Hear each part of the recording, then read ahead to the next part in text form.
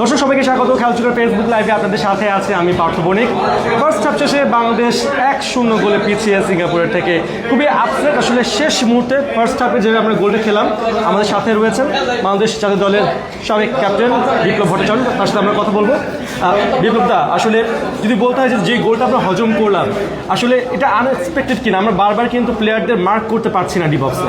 আসলে এটা আমার কাছে ডিসিশন মেকিং মনে হয়েছে, কারণ মিতুলের কাছে এটা অবশ্যই প্রত্যাশা ছিল না, কারণ যে হাইটে বল ছিল মিতুল, এটা ফিক্সটা ঠিকমতো হয়নি। আর তাছাড়া আমাদের ডিফেন্ডাররাও ঠিকমতো মার্কিং করেনি, তো এটা আনফর্চুনেটলি আমরা গোলটা কনসিড করেছি।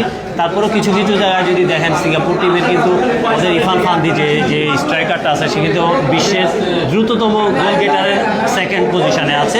অতএব ওকে কেন্দ্র করেই কিন্তু যত আক্রমণগুলো হচ্ছে ওদের প্রত্যেকটাই ওকে কেন্দ্র করে। তো অবভিয়াসলি ওকে মার্কিংটা যদি টাইট না করে তাহলে আমাদের জন্য সমস্যা হবে। এবং ফার্স্ট হাফে আমরা সুযোগ পেয়েছিলাম, আমরা কাজে লাগাতে পারিনি। আমি দেখতে পেয়েছি যে রাকিবকে আজকে নাম্বার ফলস 9-এ খেলানো হচ্ছে।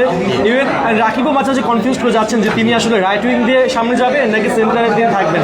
আসলে রাকিবকে যে কনফিউজ করে দেয়া, আমাদের যে গোল লাইনে যে প্রবলেমটা, গোল মুখের যে প্রবলেমটা, সেটা তো বারবার আসলে ব্যাঘাত ঘটছে। এখন সুমিত বেশ কয়েকটা বল কিন্তু আপনার ফাইনাল পাস দিয়েছে, ভালো পাস দিয়েছে। তো এখানে কিন্তু নাম্বার 9 পজিশনে কিন্তু আমাদের অরিজিনাল নাম্বার 9 কেউ নেই।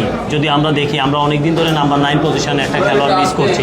তো আমার মনে হয় রাকিবকে যদি আমরা রাইট উইংটা ইউজ করি তাহলে কিন্তু স্পেস দিয়ে তো ও অনেক ক্রিয়েট করতে পারবে, ভালো ভালো ক্রিয়েট করতে পারবে। কিন্তু একটা নাম্বার 9 যদি থাকে, ওই গোলগুলো স্কোর করার সুযোগ পাবে। তো আমার মনে হয় এখানে আমরা এক গোলে পিছিয়ে আছি এখন। আমার মনে হয় ওই জায়গায় যদি আমরা একটা নাম্বার 9কে নামিয়ে দিই এবং রাকিবকে যদি রাইটে নিয়ে আসি, তাহলে মনে হয় আমাদের অ্যাটাকটা আরও বাড়বে। আমরা দেখতে পাচ্ছি সমিত সোমকিনি বেশ কয়েকবার গোলের চান্স ক্রিয়েট করলেন, বাট আমরা ওই যে গোলের চান্সটা আসলে যে ক্রিয়েট হচ্ছে সেটা কাজে লাগাতে পারছি না। এই ক্ষেত্রে আসলে ফাহমিদুল, তিনি লেফট উইংয়ে বারবার উঠছেন, তাকে করা মার্কে রাখা হয়েছে। এখান থেকে ফাহমিদুল পারফরমেন্সটা আপনি কীভাবে আলাদা করবেন? দেখেন, ফাহমিদুল কিন্তু ট্রাই করছে।